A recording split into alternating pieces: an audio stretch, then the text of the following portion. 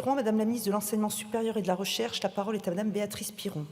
Je vous remercie, Madame la Présidente. Cette question s'adresse à Sylvie Retailleau, ministre de l'Enseignement supérieur et de la Recherche, et concerne l'éligibilité des étudiants bénéficiaires de bourses d'enseignement supérieur sur critères sociaux au sein des établissements d'enseignement supérieur privés d'intérêt général, EESPIG, au dispositif d'aide à la mobilité internationale. Pour rappel, les EESPIG sont des institutions en but non lucratif ayant conclu des contrats avec l'État, s'engageant ainsi dans le service public de l'enseignement supérieur et de la recherche. Ces établissements sont également reconnus en tant qu'opérateurs de la recherche publique.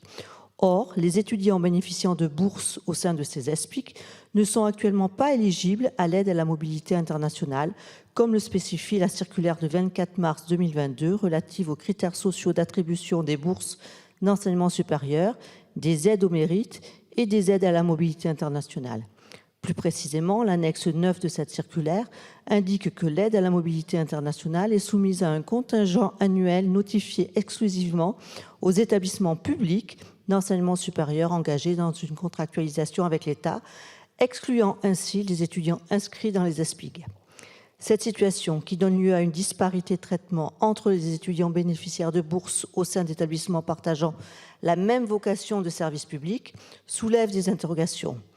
Il est en effet question d'une aide cruciale, facilitant une partie des études à l'étranger pour nos étudiants. Par conséquent, la possibilité des étudiants d'intégrer les étudiants bénéficiaires de bourses sur critères sociaux au sein des EESPIG dans le cadre du dispositif d'aide à la mobilité internationale est-elle envisageable? Je vous remercie. Je vous remercie. La parole est à Madame la ministre de l'Enseignement supérieur et de la Recherche. Merci Madame la Présidente, Messieurs, Mesdames les députés, Madame la députée Béatrice Piron. D'abord, je vous remercie pour votre question parce que cela va me permettre de rappeler pourquoi l'aide à la mobilité internationale a été créée, dans quel cadre. En effet, le ministère avait alors constaté que la mobilité internationale était beaucoup moins intégrée dans les parcours de formation publique que dans ceux des formations privées, notamment dans celles des établissements d'IESPIG. Dès lors, l'ouverture de l'aide à la mobilité internationale aux EESPIG contreviendrait aux principes qui l'ont vu naître par rapport à cette histoire. Je tiens à rappeler que les établissements privés peuvent développer leur propre dispositif d'aide sociale et d'aide à la mobilité.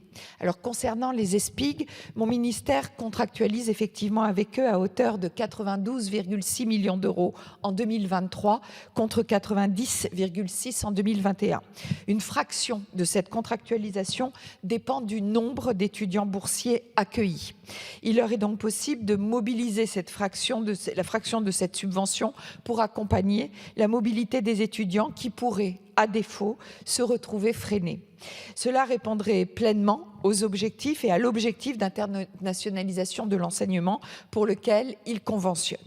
J'ai échangé le 8 février 2024 avec la FESIG, la Fédération des établissements d'enseignement supérieur d'intérêt collectif, et il a été convenu de mettre en place des groupes de travail avec mes services pour étudier tout ce qui concerne les étudiants de leurs établissements. J'ai noté qu'une des propositions de groupe de travail porterait sur la thématique de l'égalité d'accès aux aides sociales pour l'ensemble des étudiants inscrits dans ces établissements opérateurs du service public de l'ESR. Nous étudierons donc ensemble et l'ensemble de ces propositions et de ces demandes dans ce cadre des groupes de travail et celle-ci en particulier. Je vous remercie. Je vous remercie. Madame Piron, souhaitez. Je vous remercie, Madame la Ministre, pour votre réponse.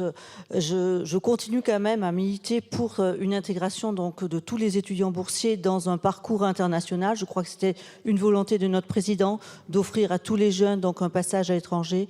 Et je ne comprends pas pourquoi, en fonction du choix de leurs études, certains pourraient en bénéficier et d'autres non.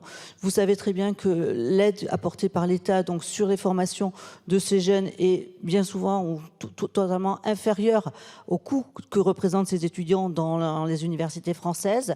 Donc, ils contribuent déjà en grande partie en s'endettant pour financer une partie de leur formation. On ne peut pas leur demander non plus de continuer à financer eux seuls leur séjour à l'étranger. Je vous remercie. Je vous remercie. Question de Monsieur Jean-Claude Roux à Monsieur le ministre de la Transformation et de la Fonction publique.